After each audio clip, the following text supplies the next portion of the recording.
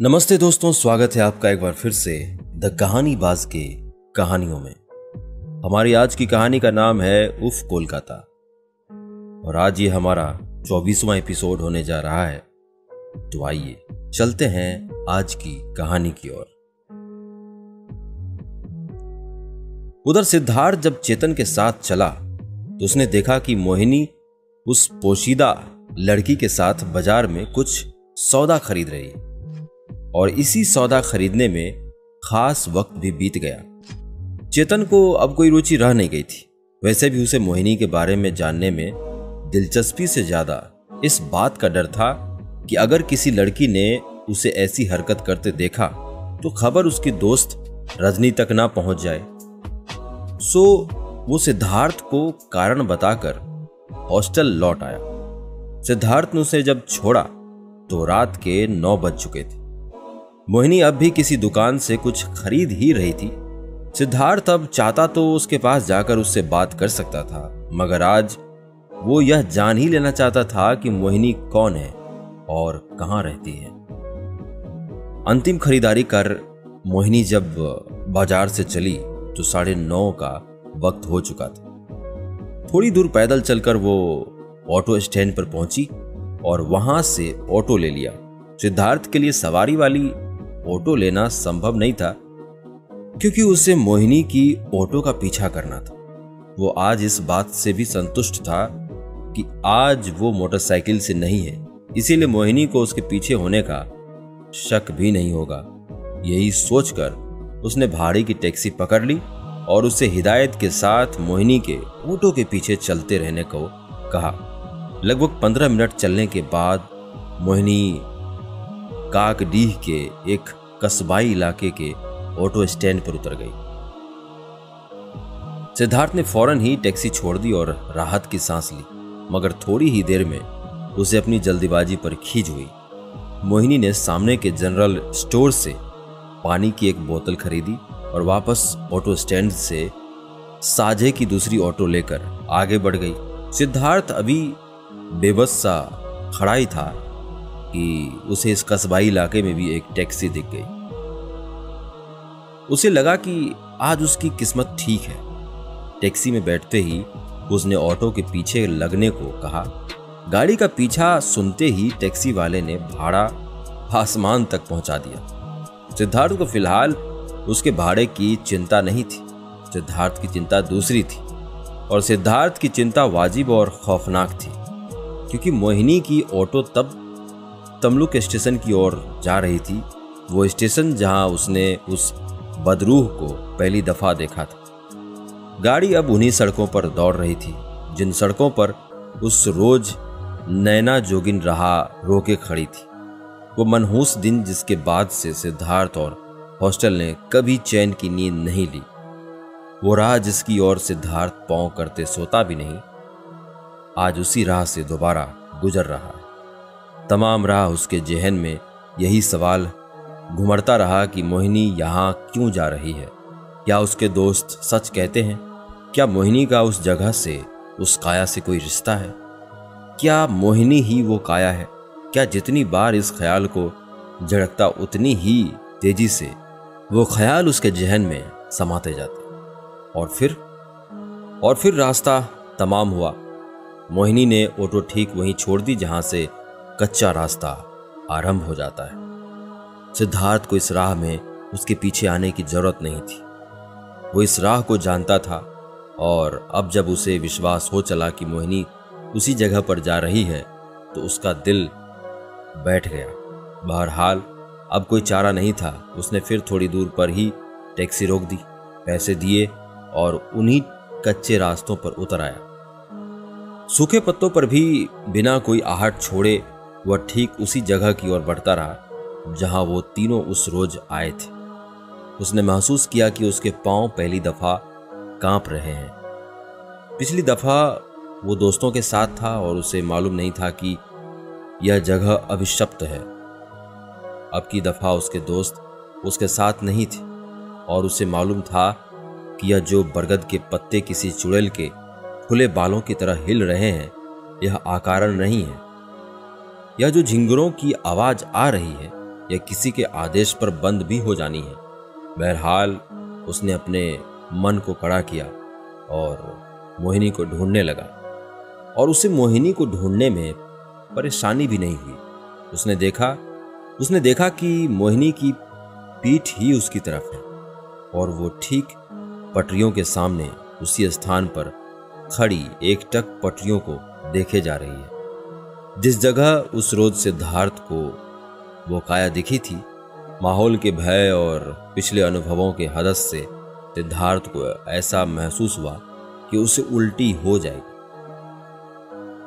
उसने फिर भी किसी तरह खुद पर जब्त रखा, मगर तभी एक अजीब बात हुई। माहौल फिर से अनजाने ठंड के एहसास से भर गया।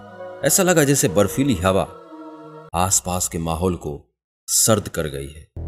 वह रुके, लौटे या बात करे, उसका जहन अभी इन्हीं उधेड़बुन में खोया हुआ था कि एक आवाज ने उसके शरीर में झुरझुरी पैदा कर दी। यही जगह है ना?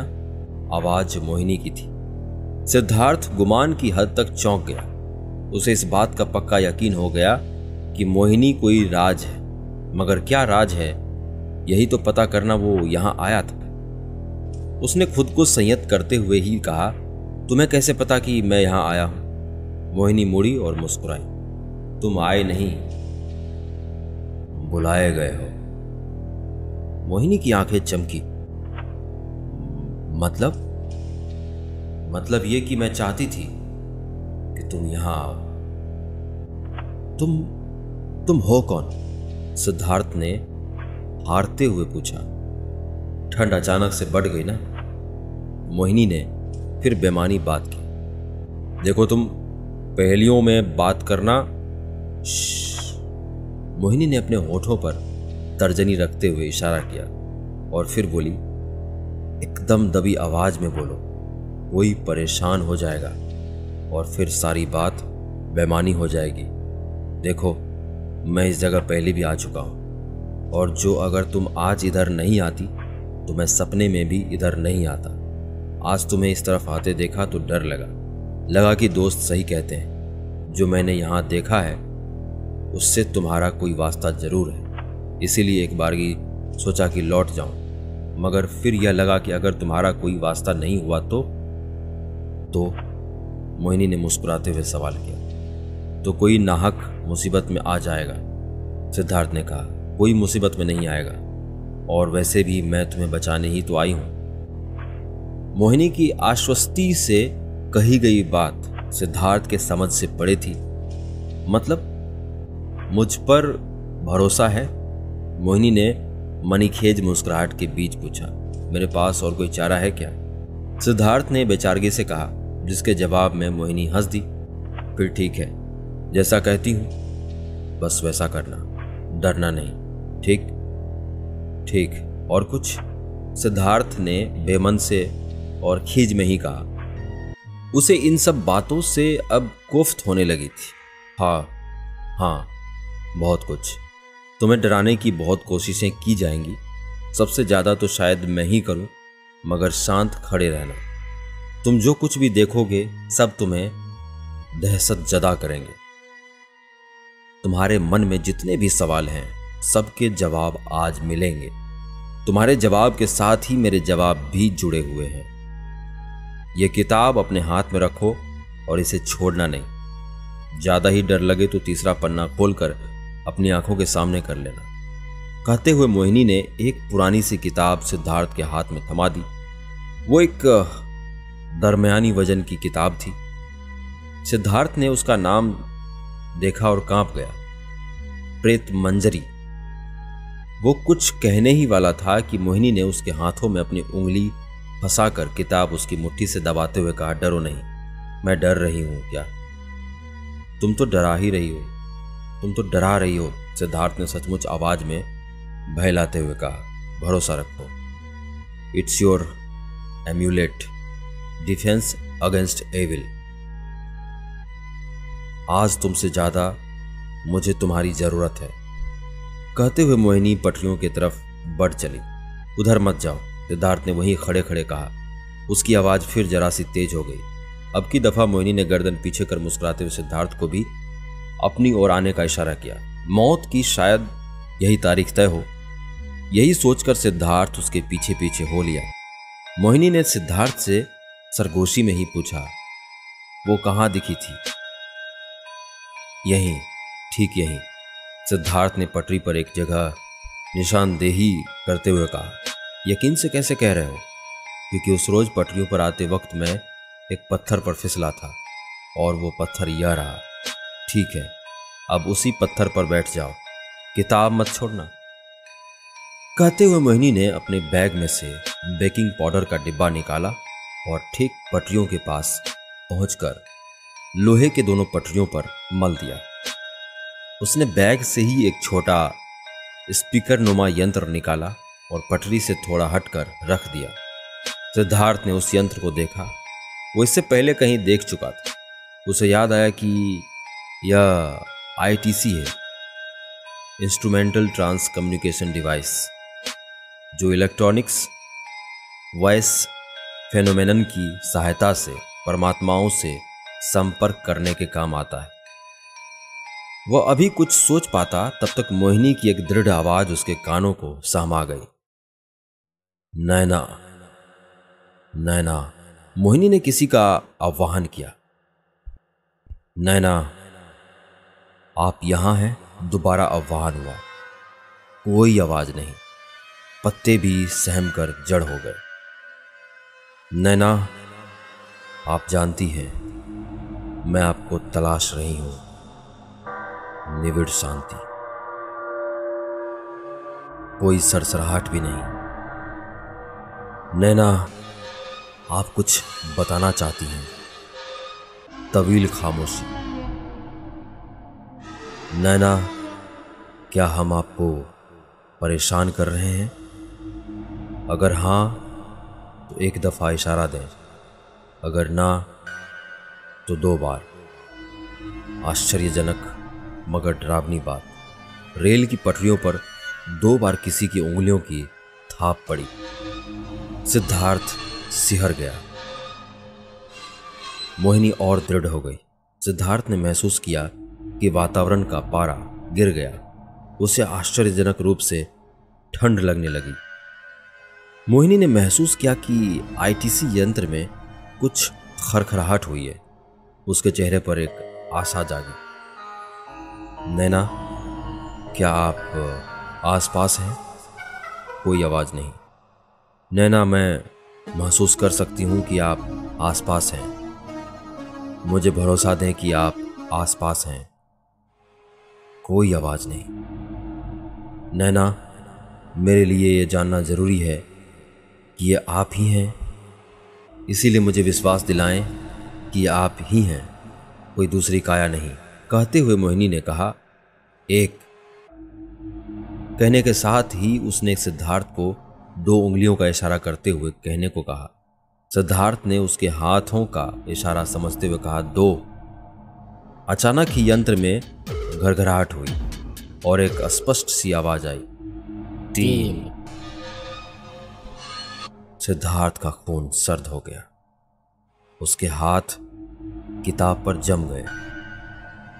मोहिनी के चेहरे पर मुस्कान तिर गई।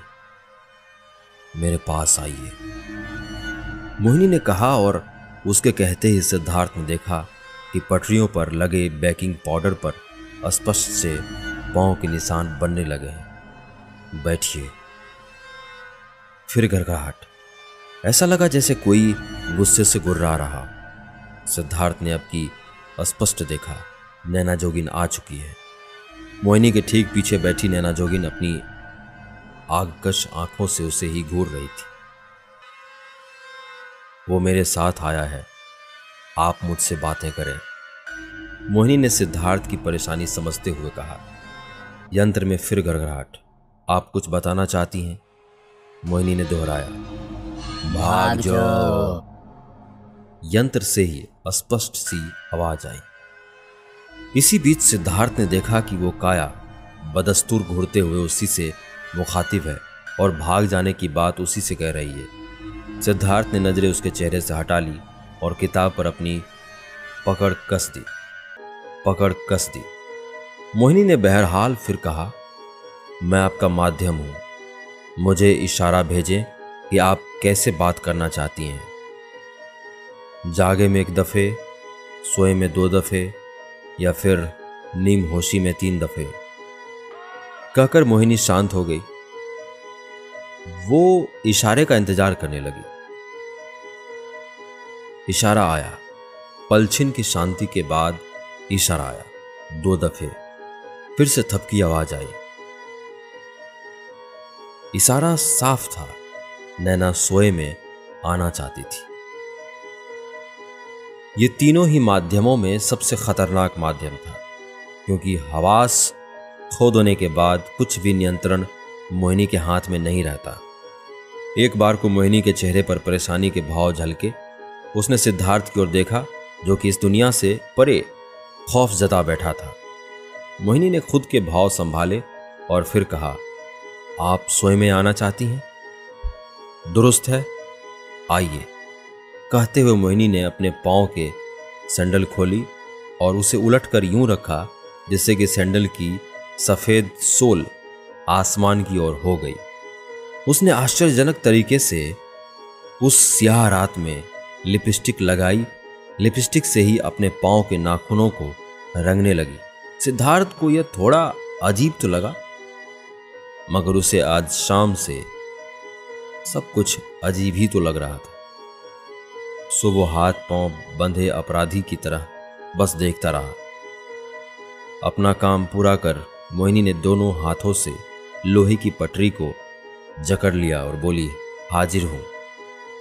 मोहिनी का कहना ही था कि अचानक सिद्धार्थ ने देखा कि माहौल में सरगोशियां बढ़ गए। पेड़ के जो पत्ते अब तक बेजान खड़े थे, अब किसी बला की तरह झूमने लगे। हवा का शोर न जाने अचानक ही किधर से उठ खड़ा हुआ, और इन सब के बीच सिद्धार्थ ने देखा कि मोहिनी के बदन को एक हल्का सा झटका लगा। इतना ही हल्का जिसे उसका कंधा आगे की ओर हिल गया, और उसके साथ ही उसके घुटने थोड़े से फैल गए। दक्षिण की ओर से चलती हवा ने उसके बाल बिखेर कर चेहरे पर ला दिए। सिद्धार्थ की पकड़ किताब पर और तेज हो गई। क्षण भर के इस झंझावत के बाद एक मुर्दा खामोशी छा गई।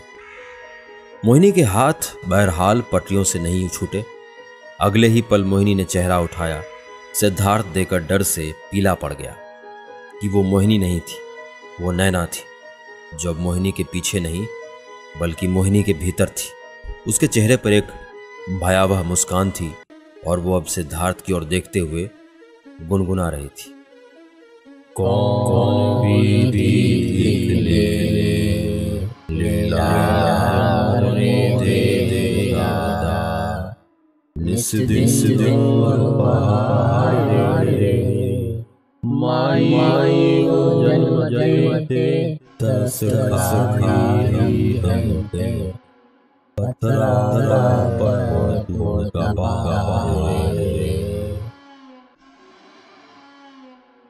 सिद्धार्थ के चेहरे पर उस ठंड में भी पसीना चुहचुहा गया।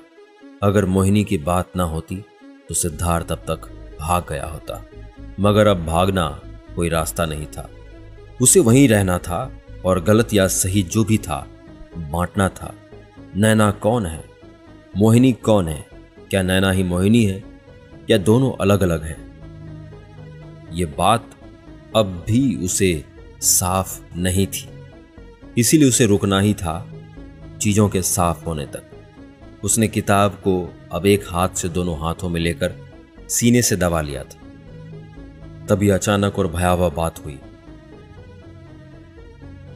मोहिनी का हाथ पटरी पर से किसी यंत्र की तरह छूट गया और छूटते ही वो पटरी पर आगे पीछे झटके खाने लगी। यह इतनी जल्दी और इतनी तेजी से हो रहा था कि जाहिर था कि यह इस दुनिया का वाकया नहीं हो सकता था। उसी तरह खौफनाक तरीके से हंसते और झटकते खाते हुए मोहिनी जब रुकी तो उसने बड़े ही दहशतजदा अंदाज से अपनी तर्जनी से सिद्धार्थ की तरफ यूं इशारा किया जैसे अब उसी की बारी आएगी, और यह अंदेशा देकर उसका शरीर फिर पटरी पर लेट गया, बिल्कुल इस अंदाज से जिस तरह कोई शख्स खुदकुशी करने को पटरियों के बीच लेटा।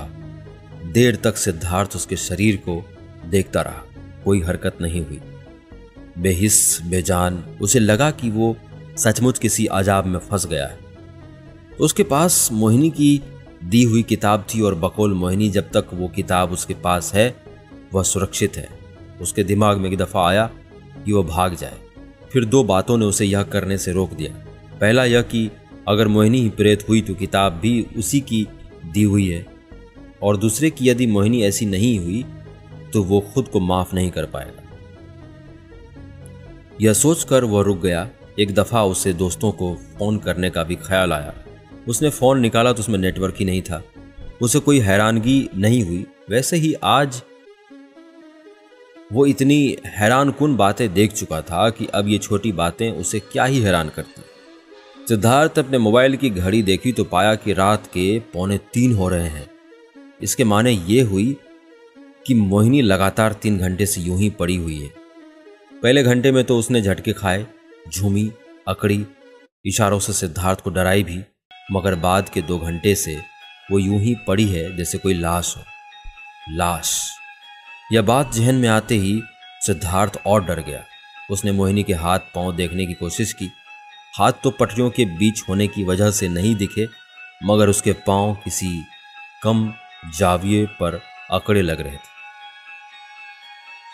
सिद्धार्थ की नसों में डर पारे की तरह दौड़ गया। पिछले 2 घंटे से बदन में कोई कंपन नहीं, जीवन का कोई आसार नहीं, कोई हरकत नहीं। उसकी मायूसी अब उसके डर पर हावी हो रही थी कि अचानक उसने कुछ देखा। उसे लगा कि मोहिनी के दाहिने पांव में कोई हरकत हुई है। उसे लगा कि उसका दाहिना पांव धीमे से हिलकर फिर सर्द हो गया है।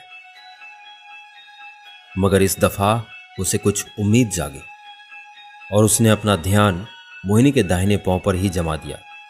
कुछ ही क्षण बीते होंगे, उसने मोहिनी के दाहिने पांव में फिर से हरकत देखी। अब की दफा लंबी हरकत, ऐसी हरकत जैसे उसका पांव किसी से डरकर धीमे धीमे हरकत कर रहा है। बाकी पूरा शरीर पहले की तरह बेहोश, बेहिस, सर्द, मृत प्राय। मगर दाहिने पांव की खामोश हरकत से साफ था कि मोहिनी में जीवन के निशान हैं। सिद्धार्थ खुश हुआ और अगले ही पल हैरान भी, जब उसने देखा कि मोहिनी के अंगूठे और बीच की उंगली के बीच लिपस्टिक फंसी हुई है। उसने देखा कि मोहिनी का हरकत करता पांव अपने सैंडल के सोल पर आकर ठहर गया है। दोनों ही सोल पर कुछ ऐसी हरकत हुई जैसे कुछ लिखा जा रहा हो। चोरी से हो रही इस हरकत को समझते समझते पांव फिर सर्द हो गए। सिद्धार्थ अपने साथ हो रही गैर दुनियावी एहसासों से पागल सा हो रहा था। बहरहाल उसे लगा कि इस दफ़ा उसे उठकर देखना चाहिए कि जो हरकत अभी हुई है उसके मायने क्या है। वो उठा और डरते डरते ही सैंडल के पास पहुंचा। उसने सैंडल पर कुछ उकेरा हुआ देखा तो सिहरन के मारे उसके टांग बेजान हो गए। दोनों सैंडल को मिलाकर जो पैगाम बन रहा था वो वाकई डरा देने वाला था। लिखा था 3:15 AM ट्रेन। सिद्धार्थ के होश हिरन हो गए। यह मैसेज किसके लिए है?